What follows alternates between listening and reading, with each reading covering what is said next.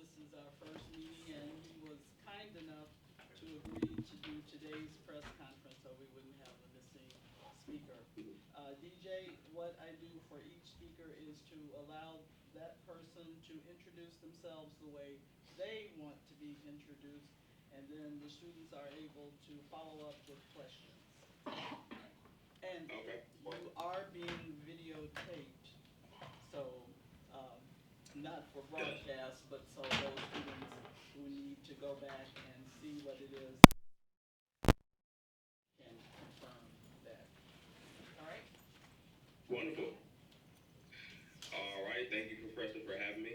My name is DJ Wells, as mentioned, and I do a lot of different things. A lot of things include the world of journalism and broadcasting. This is going to probably be a little bit different than most of your speakers. I would say, class, if you have any questions or anything that you want to ask me about something I say, feel free to interrupt me. I am here for you guys to learn from me. Most recently, I've been doing a lot of things that have to do with journalism, especially in the podcast space. So if there's anything that you have questions on, I know you guys are working on your own podcast. If I can help, feel free to cut me off and we'll get straight to it. But as mentioned, my name is DJ Wells, born and raised in Indianapolis, Indiana. I grew up in college studying journalism, and studying journalism has helped me get to the space that I am today. Currently, I do freelance media, and I own my own production company, Club 520. We do a podcast, and outside of a podcast, we do a lot of different things as far as production and sports. Right now, we're working on a mini docu-series as well, but we do a lot of freelance projects that work with different various NFL and NBA teams. Um, I think the biggest thing that helped me prepare for this situation was learning journalism and every facet of the aspect of journalism. The people who are writing, the people who are published, the people who fact check, the people who construct newspapers, the people who construct websites, the people who run blogs, the people who run reporters, the people who run news packages.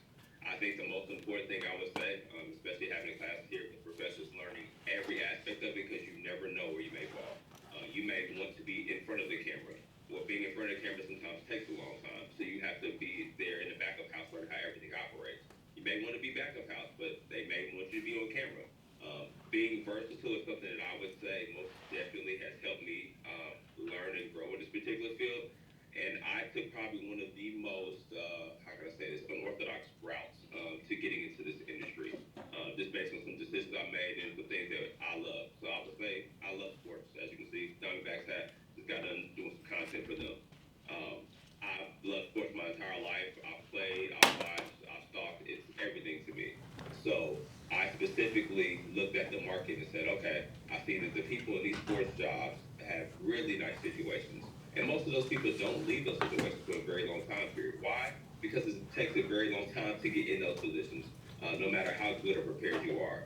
So I knew coming into the situation, I wanted to learn everything I could about sports journalism, whether it be newspaper, whether it be on TV. Where could I get in? Where could I fit in? Where could I learn something and then add my own twist to it? Um, and I'm 35, so I imagine I'm very, very old to you young college students. So I will say, um, I grew up in an era where I had to adapt because a lot of things, especially with social media, became not taboo to everything. Nowadays, you have TV shows in like ESPN, for example. ESPN does not have half of the shows that it once had. The internet has replaced that. But the one thing the internet will never replace is journalism. So learning these core values, learning how to do things the right way, citing sources, it's always going to be present. No matter how the way the information is distributed, the information is the information. So for whatever reason that you like to do these things, maybe you want to be the voice for the voiceless, maybe it's a passion project like me, you love sports, or maybe you want to be able to go out and inform people of issues going on places that may never ever see about outside of what you're doing. Have a reason for it and understand that you have to really, really, really get to why you want to do that so you can actually thrive in the situation because a lot of success stories in this industry. You can live a very fruitful, fulfilling life in this situation, but also there are a lot of people who want to do this. And there's space for everybody. You just have to carve out your own space. But in the meantime, be dedicated. Internships. I would say the most important thing outside of an internship, which is I won't say the most important thing, but networking. A lot of these companies, if you look across entertainment, sports, news, all that stuff's getting blended together. So you'll have somebody who goes from a sports team to go run MTV. Or you might have somebody from entertainment law, they may step down and do a lot of social media content. A lot of things are getting blended together, but still the most important part is being able to accurately cite and inform people in situations and topics of what's going on. Now, from that, does anybody have any questions? Daniel Keene, Ball State Daily News. So you mentioned kind of a love of sports. When did that transition into sports journalism? Was there a story, a journalist, a moment where you said, you know, this is something I want to pursue for my life? Oh, very easy. Middle school, I was pretty good at sports. And then when I realized, you know, at 8th grade, I was not going to be any taller by the time I was 16, 17, I was like, yeah, I'm probably not going to be a college athlete. But I still love the sports. I still love watching them. And I always knew it was something I wanted to be a part of. So when it got to that point, I was intrigued. I loved, like, watching games, but it's like difference when you watch those games with the good commentators, and there's ones when you're not watching the good ones at all.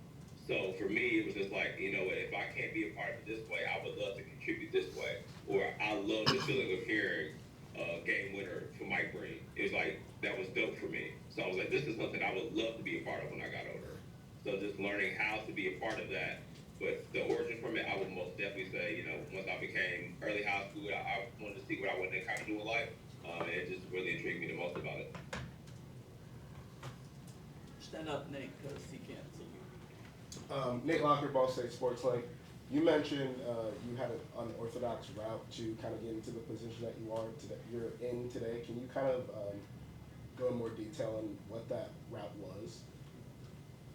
I heard you at the unorthodox part, but you got a little bit quiet after that. Could you speak up for me just a little bit? Yeah, I'm sorry. I want to question for you. You mentioned that you had an unorthodox route to getting to the position that you're in today. Can you detail or kind of go into that route that you took to get into where you're at now? Absolutely. So, this is crazy for me. I thinking about it now. So I originally was going to go to Ball State. One of my really good close friends and colleagues recruited me there. Some things didn't work out, and I ended up going to Butler University. Now, this is about my junior year at Butler University. Things are going well. I got a job opportunity from the Indianapolis Indians. The Indianapolis Indians is the AAA affiliate for the Pittsburgh Pirates. I grew up playing baseball, loved the Indians. It was a job opportunity that I didn't think I could have even gotten after graduating. It was just one of those things like, okay, I presented an opportunity. This is the blessing. I'm going to take it. So I worked for the Indians. I ended up working for the Indians, and I learned the inside and outs of how scouting works for baseball. Not necessarily sports journalism, but I learned how they went about collecting information for the scouts. And on top of that, they were asking me to do write-ups about each game. So I was going to every Indianapolis Indians home game, recording every single pitch that happened for the scout team, and doing many write-ups as well. From doing that, it introduced me to people who did freelance media. They were like, hey, you know, these opportunities that you get with these sports teams, you know, 1 million people are going after these jobs. But if you can find a niche, or you can find something that makes you stand out, or make these people say, hey, maybe we should have you around, or we need these X, Y things done. It may not be able to be a full-time situation, but you can make your own company or be your own boss and put yourself in a position where you can work for multiple situations or fulfill specific needs before the organization until you have somewhere that you want to lay and concrete your feet at. So I would say that was very unorthodox for me. I went from college, not even getting a chance to graduate, going straight to a job which led me to like getting my feet wet in that industry. You have to stand up and talk loudly because he can't see you. Danny Huber, IPR News. You mentioned that you seem to have quite a few projects that are coming up. Which one are you most excited for? Most exciting for me is Club 520 podcast. I'm the host and co-creator of that show. My good friend Jeff T, my good friend Brandon Hendricks, my friend Mike Harris. That company is started and founded by 4 people, all 4 of us, right? The thing that I'm happy about is that we're almost about a year into it, and we're getting a different type of traction than a lot of people expected. So now I get to kind of mold this into where I want it to be. as mentioned beforehand, I do freelance media, so I go to paper practices, I go to post practices. I will do interviews for them, I will create video packaging for them. But now I'm in a situation to where as a business owner, and a business owner that has a little bit more opportunity, I can kind of manipulate some of the projects I can do now. So now I can say, hey, I want to do something with the Pacers, but I also want to incorporate this with another company.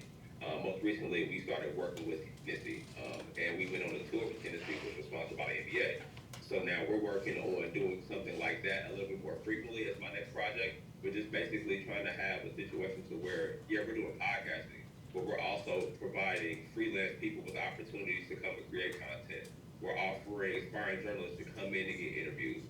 We had someone drive up our last show in Atlanta who did an interview with us, got covered, and I believe that that gentleman got a new placing in his job because of his coverage for that.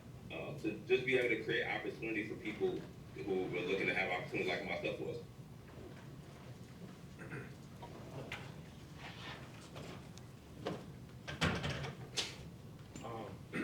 Xander Woods, Ball State Newslink.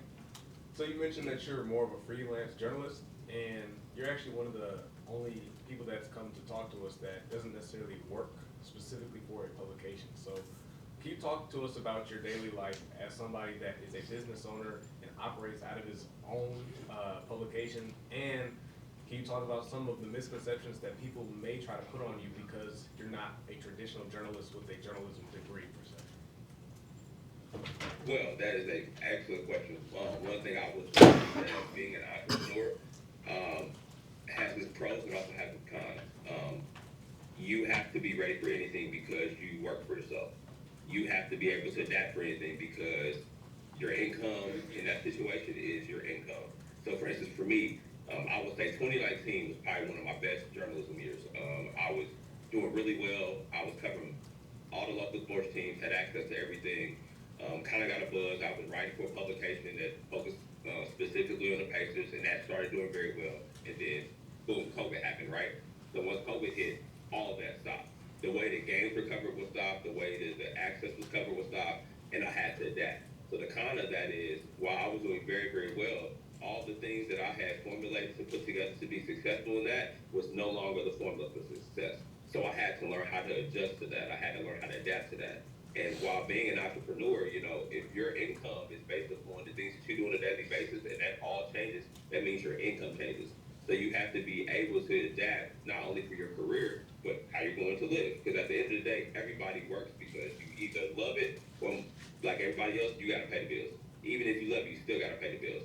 So I would say the entrepreneur aspect is being ready and adapting and knowing that it's not going to be consistent. Some people who are working for companies or working for organizations that have consistent things, I love it. Like, that's one of the best things ever. My dream job, still I haven't got to, even though I do work for the Pacers freelance, is I would love to work in a front office for a team. Being able to work in education, I think having that consistency, it's like the professor being able to educate, that's something that a lot of people like. It just depends upon the lifestyle for you. But I would say I don't get too much discredit when it comes to that type of stuff. More or less you get people who don't know you or may slight you because they may feel away, or a lot of times I would encounter a lot of jealousy. But just like anything, if it's something that you love and you put your all the effort into it, no matter what somebody says, once they get you in that room, once they get around you, those conversations typically go out the window. Even with me, there are a lot of people who know me, obviously, because I have a pretty decent podcast. But once you actually have a conversation with me, you realize I'm probably far more journalist than podcaster. It doesn't matter now because you have journalists losing jobs because of people who can tweet faster than them. So it's all about how can you adapt. And honestly, the unorthodox route is cool. I love it. I learned a lot from it that's going to help me help other people. But I would say, as a majority standpoint, I don't get too much hate from it. But now everything is uncommon more than it is common. Brandon Beeman, Ball State Sports Link. How did you go about creating your own business, and what was that looking like when you first started? Well, I was creating my own business was just based upon, like I said, opportunity. And especially in journalism, sports journalism, there are not a lot of opportunities. A lot of people who get these opportunities take good advantage of them and keep those jobs for 20, 30 years. So for myself, It was more or less about, okay, I need to have a portfolio. Since I can't get enough experience that is needed for some of the things I want, I need to go out here and have a digital portfolio. I want people to be able to see what I can bring to the table. I can write, I can produce, I can be on camera. So I just started doing all those things. And while doing all those things, I started getting some attention and some opportunities came. And I said, hey, you know what? I might have something here. I've had positions to where I work with companies and I've absolutely loved it. But just like with anything, if you can get an opportunity to do things on your schedule, definitely the pros and cons come with it. But for me, this is how it worked out. And I've just appreciated that journey that way. I'd like to go back to Xander's question in terms of your day-to-day, on the education side, we need to plan out for a month at a time, a semester at a time, depending on what the course is. How do you plan out as somebody who's self-employed, how do you plan out what you're going to do and how much money you're gonna make doing it so you'll know how to pay the bills? Absolutely. So I will go through a typical Monday for me from a podcast standpoint. Typically, we release podcasts twice a week. So on my Monday morning when I get up at 6 a.m., I typically read through everything that's happened the night before. If you are in media, if you are in journalism, if you are just in life, you need to be informed of everything that is going on. Now, for me, I do sports-related content and just about anything else, but more importantly, sports. So if I fell asleep before I saw what happened or the latest NBA games, I get up and read those. Then I have a 10 o'clock call with one of my sponsors. And from there, we go through a plan of action of how we're going to release the content that we have for the week. And then from there, we figure out what we need to do for the next couple months. After that, say about 12, I am pushing out our episode for our 12 o'clock drop. And also, with that being said, I'm on social media a lot. Not because I have fun with it, but because it's a necessity. You never know when something's going to happen. I could plan my day and say, hey, I'm going to go to the park with my kid and have a good old time at 5 o'clock. Well, at 4:50, a major trade happens. At 4:51, I am in front of a phone, texting with an iPad, looking at me, trying to see when I can get content together and to be put out for people to digest before this becomes an old topic. So I would say, being your own boss definitely at times has its perks, but in a content-related field, in a journalism-related field, anytime something happens, you are now at work. You have to be ready. The one thing that I love about the new era of like comics and social media is that anytime something happens, whether it be crazy and different, those skits are there within an hour or two or by the end of the night. So in this particular field, you have to be ready. It's unfortunate because sometimes it happens when you don't want to be doing work, but if something crazy happens and everybody's talking about it, and you're trying to get noticed, or you survive on content, or you survive on public view, you have to go get your content ready. You have to go get to that laptop. So I would say a typical busy day for me, like a Monday, I'm usually working from about 8 to about 3 or 4. But during that time period, I may be taking brand calls. I may be planning for a month event. I may be planning for a next month's tour. It's just really what comes at you. And honestly, there are times where I don't have as many of those phone calls, but that's the time where I am out grinding. I am out looking for opportunities. I am out trying to book interviews. I am out trying to create content, even if it's not even released, just in the lab. How can I make this audio better? How can I make this video better? What's going on? Who's trending? Who's next? And networking. So I would say I work more for myself than I would typically do for a 9 to 5. How do management people see you since you are doing so many different things? Sometimes some managers only want to talk to somebody who's here or there. How have you managed to get yourself into these offices to get information you want? That is a great question. Being on both sides of the totem, I would say, just first of all, your work ethic always speaks for itself. No matter how anyone feels about you, your work ethic always speaks for itself.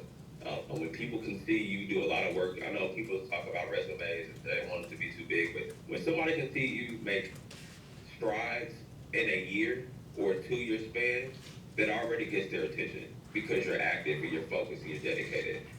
Once I get around you, I'm a person that once I can get in a room, I can show you. My digital portfolio speaks for itself, but I'm a person that if you give me a task or if you give me an opportunity, I'm going to show you why I deserve to be here. The perception now, I would definitely say, is a little bit wishy-washy, I would say, for lack of better words, because while there is respect, because you can see that clearly something that we're doing is working, at the same time, with me not having the most traditional journalism background, it's kind of like an eyebrow raise, but I don't think it's more of a personal thing. I just think it's more of a changing of eras. You have a lot of people who have had those positions or in those companies who have been there for the last 20, 30 years, and now the way that media is being consumed and the way that media is being created is different. So you have a lot of people who are still trying to adapt while not trying to be, excuse me, what's the word I'm looking for? Well, they don't want to be basically pushed out the picture, excuse me. You have to stand and be loud. Lexi Tripkos, SportsLink. Going back to like adapting a little bit, how do you like feel about having to like drop everything to like watch a game, or like adapting to the new ways the media is like changing every day? Could you hear DJ? Yes, ma'am. Yes, ma'am. Okay. I mean, it definitely has its pros and cons. Like I said, there's times that, you might be hanging out and it's just like, oh, this crazy thing just happened. Well, gotta get to it. That doesn't happen so much where it inhabilitates anything that I'm doing. But of course, if you're on vacation with your family, and as much as I have to be on my phone and they tell me, hey, I need you to just put your phone away for an hour, it's kind of like, well, just pay the bill, so I don't have to do this. But it's not as bad as I would say. But most definitely, it's kind of like being on call, because you never know what can happen. And it's like any story can change your life. The next story can change your life, and you never know what may happen for you. So I just always say to be prepared. Unfortunately, sometimes it's better to ask for forgiveness in the situation and get it handled. But you never know, because that story may be the story for you. Like, something could happen and you could drop something before anybody else does, or you could drop your opinion on it, and that's an opinion that could take you out of here. You never know what could get you going.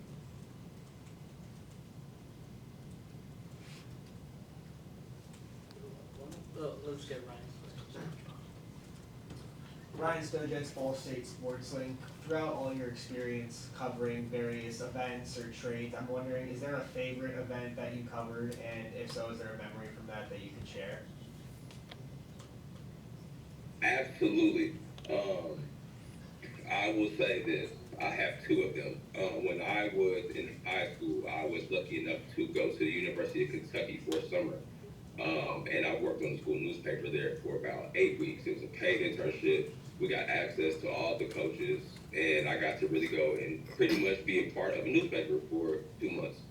And I was down there when Kentucky went through a major coaching change, and that was my first time really seeing how stories were dropped, how conversations were had, the relationships that it takes to get some of those stories. To see my editor and the head coach of Kentucky have a conversation, it was very candid. And if all those things were posted, it would have been absolutely crazy. But because they had an understanding in their relationship, maybe a fourth of those things were printed. Nothing was held in an incriminating situation, but learning the actual relationship between the people you're interviewing and the things that have to go out. As you know, there are a lot of information that people don't need to know when it comes to the sports world, I would say. There are a lot of information, the things that a lot of people know that will never get spoken on. It's just that type of a relationship, and you have to respect that. If a coach is venting to you, you can't print that. If a player is having something crazy going on, you might want to, hey, here's what I'm going to send out. So that, for me, learning that firsthand and seeing, oh, this is how this works. It's not just journalists versus coaches or journalists versus this. Everybody has an ecosystem and a healthy relationship. That, I'll say, was the biggest eye-opener. And then probably most fun, we just had All-Star Weekend, obviously, here in Indianapolis, and we were able to do a couple of fun interviews with the podcast itself. And I would say we did an episode with Draymond Green, and that was probably one of the funnest things I've ever done in my life. That's one of the few times work has never really ever felt like work. One of the most seamless projects I got to work on. Oh, Didi has his hand up. Didi Snyder, Ball State Media. How did the Club 520 podcast come about, and how did you choose your co-host? heard Club 520 podcast, but I couldn't hear too much. Could you repeat that for me, please, sir? I said, how did the Club 520 podcast come about, and how did you choose your co-host? Okay, so I will tell you this, and I don't think too many people know this, so this is going to be fun. So before Club 520, me and my good friend Brandon Hendrick had our own podcast that was pretty well. That podcast got me NBA credentials and some other opportunities, so it was pretty good. But we were getting at a point where we was like, okay, we're getting stagnant. We need to do something else. Jeff is our good friend. I went to high school with Jeff. I've known him majority of my life. Brandon had a separate relationship with him as well. So he came on the podcast and had fun with it. And as you probably know, if you know Jeff, Jeff doesn't talk. He is a very shy to himself type person, but with us, it's just a friend, it's just a homie. So we had a really good podcast, and he was retiring. He was just like, me, you should do a podcast about shoes with me. We both love shoes. So we were going to do a podcast about shoes, and then he was just like, why don't we just do the podcast, period, and let's just see how it goes. So something that started as a trial run in his basement ended up turning into something that is just kind of crazy right now. That is literally the origin story. Club 520 is literally a place that we hung out at. There was a section in his house called 520 that we hung out at, and we just decided to use that as the podcast name because we're doing the same thing on camera, just probably a little more tasteful than we did in the basement chilling out.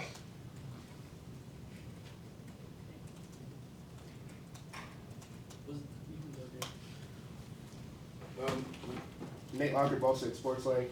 You mentioned a while ago talking about finding your why. That's an important thing. What is your why? My why, like I said, I grew up loving sports. I've always had a connection with it from my father to my grandfather. I grew up playing sports. I grew up going to the gym. I watched games with my friends. It just was something that always attracted me. And also just knowing that I kind of learned early on that people liked the way that I communicated certain things.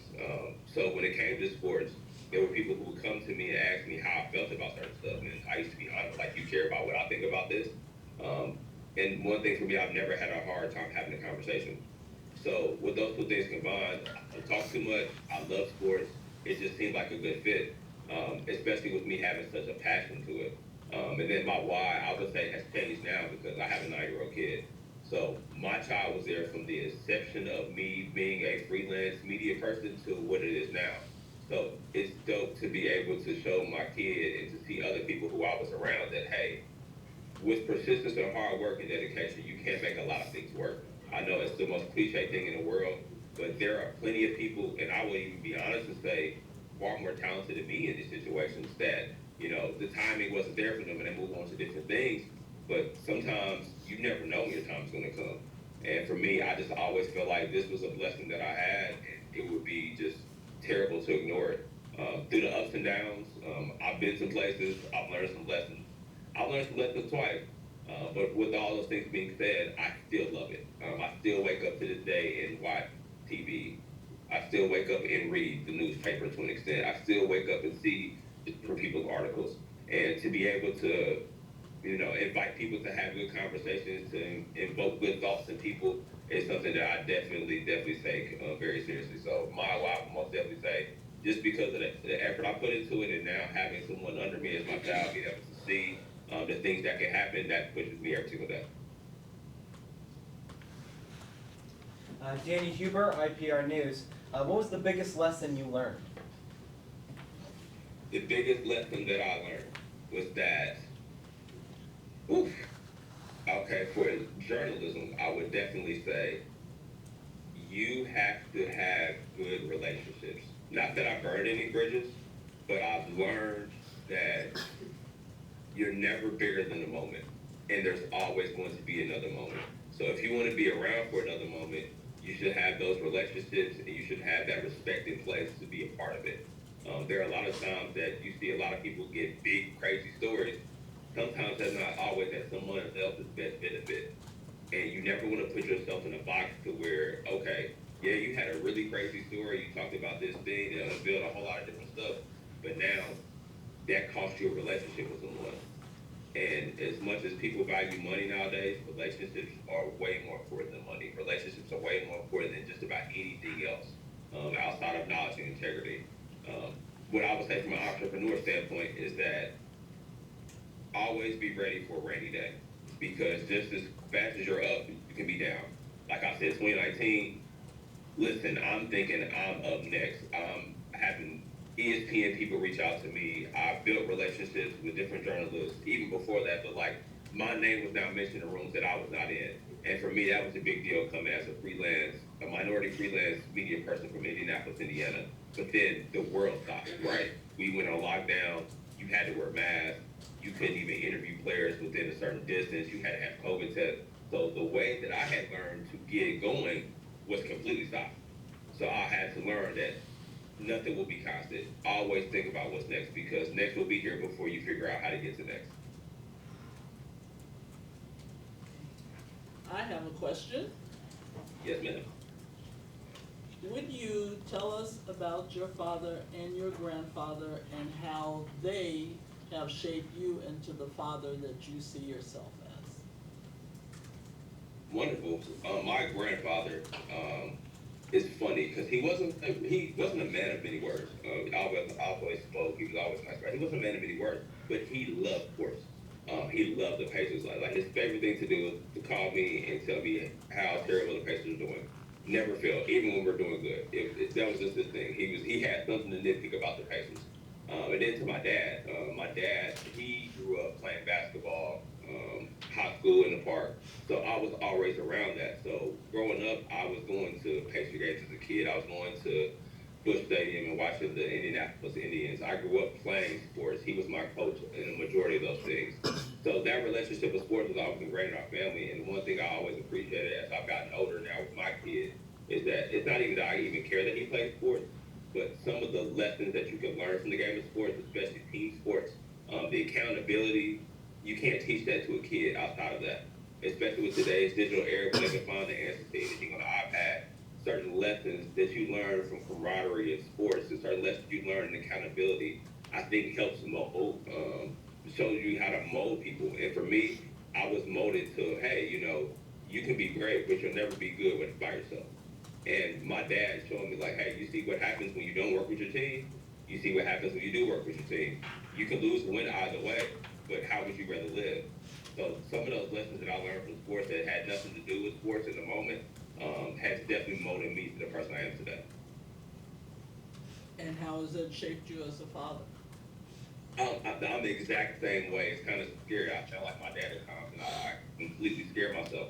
But my son is 9, and he's played a couple of organized sports. And I think I love about it is he's built those relationships with people. He's learning that, hey, I have to be accountable for some of these things. And even like I tell him now, like, I don't care if you play sports, if you grow up. But the one thing that I like about it is what is shaping you as a person is you're asking these questions to help make you become a better person. And I love it because anytime he wants to do something like that, I'm there. If he wants to go to the gym and play basketball, we're going to go. If he wants to go to the park and work on football, I'm there. So our quality time kind of helps with the bonding, but also it's teaching him stuff at the same time. That's things that you always don't want to hear from your parents when you're young.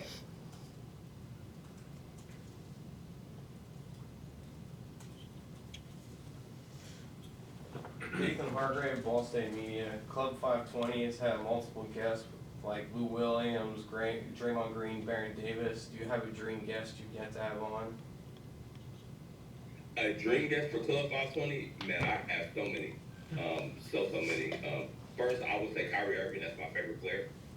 He is one of my favorite basketball players of all time. And I don't know him personally, but we know mutual people on a personal level. And I think that him being able to express some things to people on our platform would be very, very dope. For me, I always care about the guests that you may not hear from, but that can offer something to you that you never thought that you could get from those people. So Kyrie would definitely be at the top of my list from a basketball standpoint.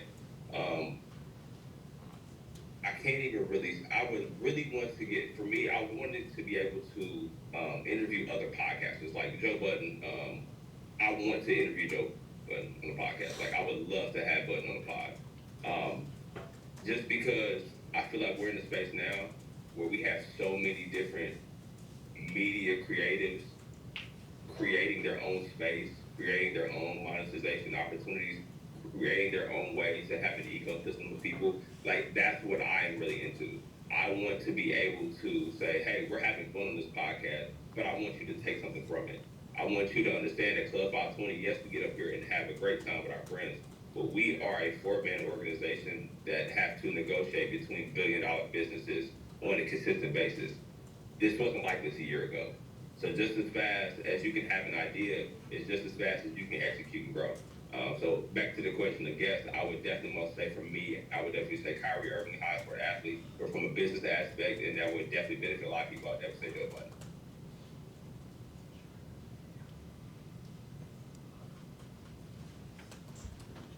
Kaylee Kern, Ball State Sports Link. You said that you were at the All-Star Games. How do you separate having fun and getting caught up in that experience compared to getting things out on time, getting work done, etc. like that? Well, I will tell you, this is my All-Star weekend schedule. So it was probably one of the most stressful 2 weeks of my life. What I have learned newly is that working with brands and big events can be fun, but they can be very time crunching. They can be very time consuming because a lot of these companies that do things like that, they do this consistently. So for instance, we had Super Bowl the week before All-Star, right? I didn't have a lot of information of the things that I was going to be obligated to do until, say, Wednesday before that Thursday kicked in. Thursday, we were in the studio starting at 8 a.m., and we didn't get done with our last interview until 6 p.m., and then we went straight to an event after that, which was still work-related. All that to say, work came first. I live in Indianapolis, Indiana.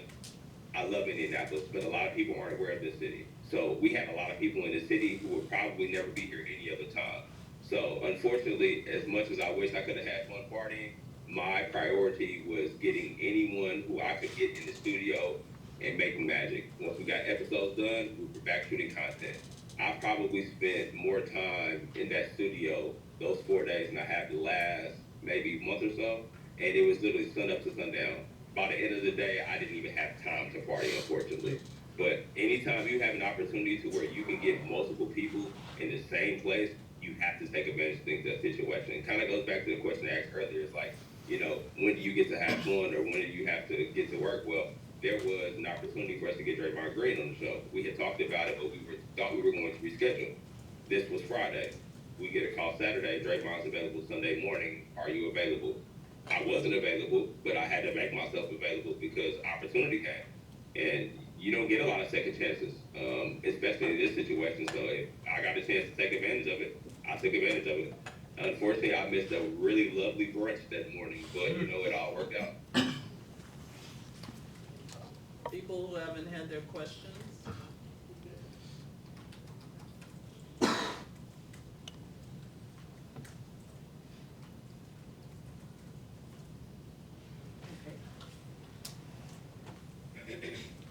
Emma D in Ball State Media. You mentioned that being in freelance, you have to have something that makes you stand out to others. So what is it that you think that you had that made you stand out?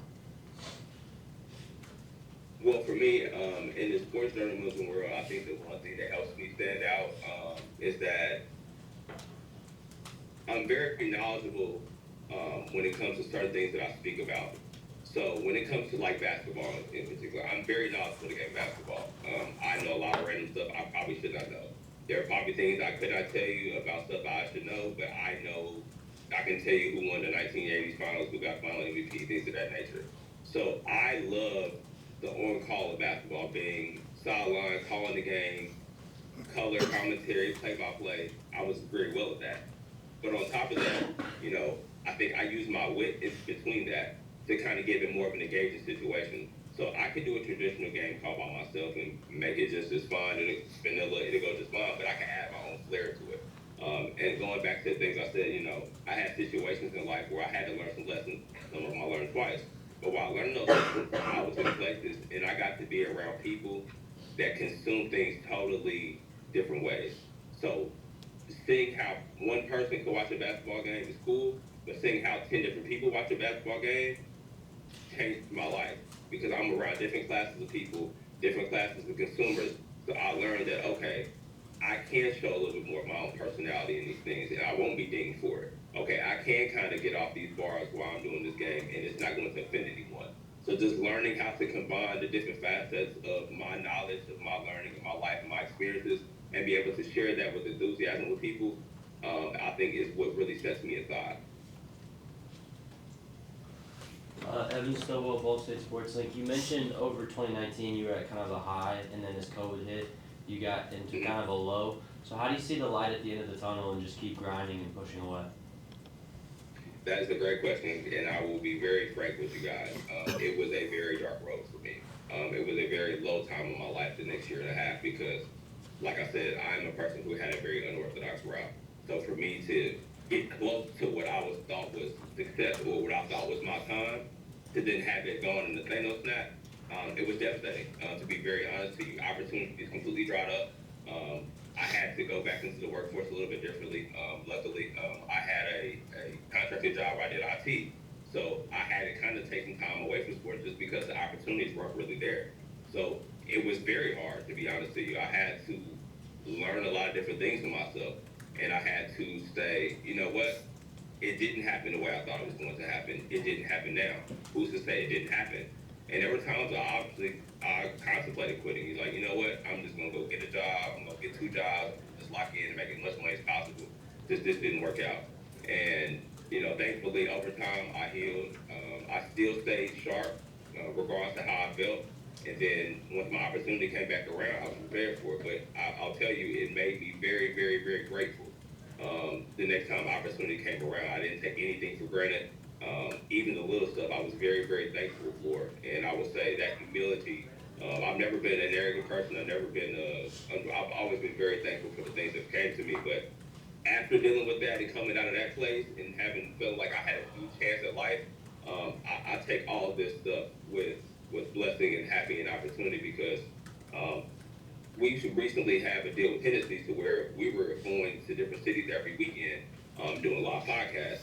So for me going from, you know, not having any opportunities anymore after having 3 or 4 to being able to travel every week on somebody else's dime, staying in great places, eating good, doing content, it's humbling, and I appreciate all of it. But yes, there was definitely some lows. And especially in this field, like, you know, we have multiple classes of people who want to do this. You know, opportunities don't come by like that. So definitely grateful.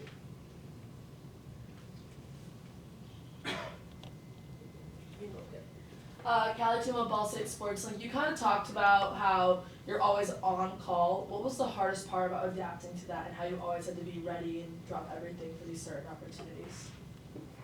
The hardest part about that, I would say, being a parent. For instance, we had someone come to town, a basketball player come to town, just randomly. Hey, I want to do a podcast tonight.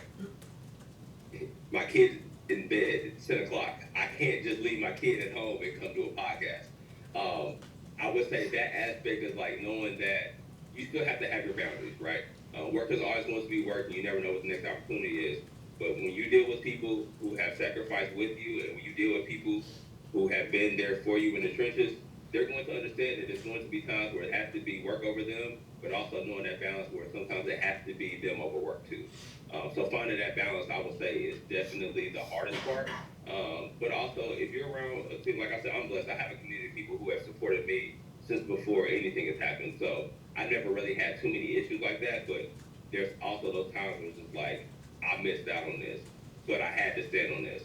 So I would definitely say that. Brian Short, Ball State Sports Link. What's one piece of advice you could leave us for kind of being in this industry that you wish someone told you at our age? I'm sorry, I heard you in the advice part. Did you say, as you guys say? Yep. Okay. Network. I will tell you, network.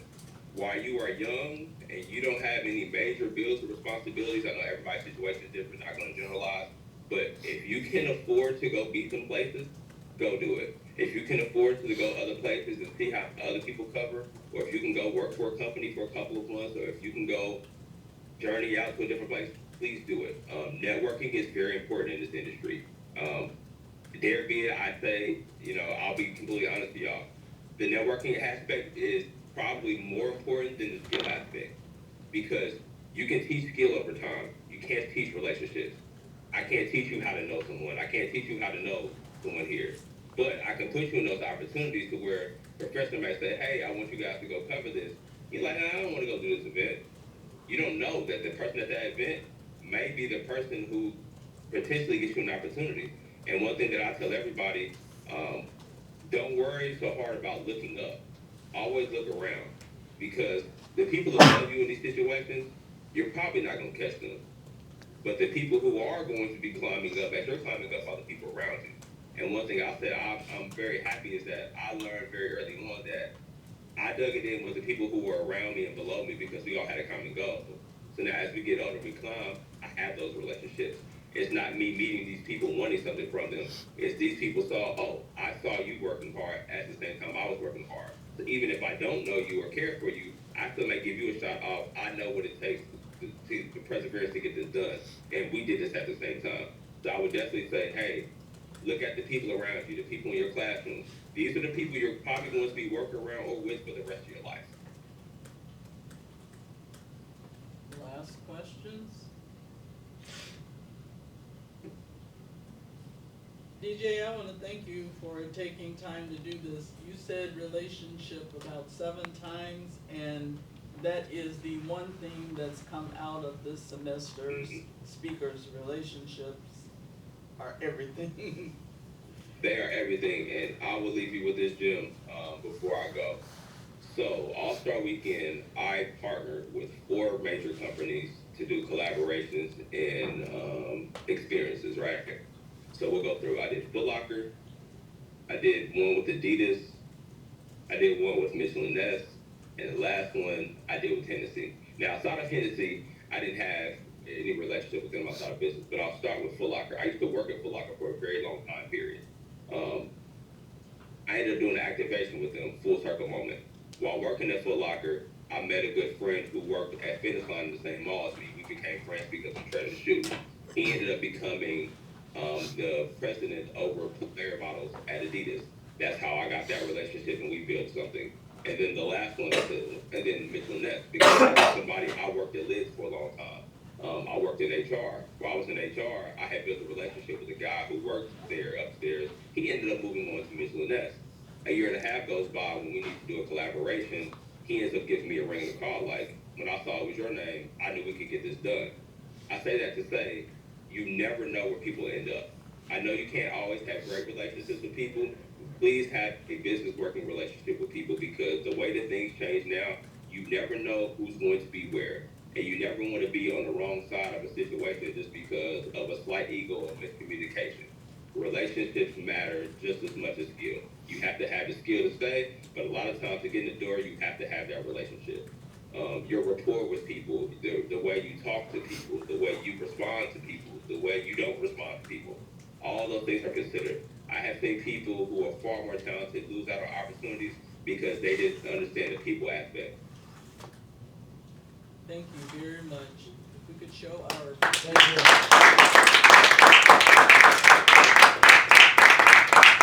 When you can, if you would text me your address so we can send what we send to all of our speakers in appreciation for the time that they've taken out to be with us.